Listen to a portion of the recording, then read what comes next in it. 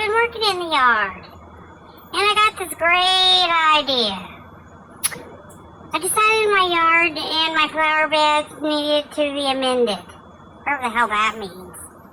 So I go down to Lowe's and I get some chicken shit. Okay? Great idea. So I bring it home and I put that shit all in my flower beds. Okay? Great idea. Plants are gonna love it. Yeah, well guess what? Now I've got 9 billion goddamn flies. Believe this. Bunch of crap. Me and my ideas. Ugh. I need fly spray.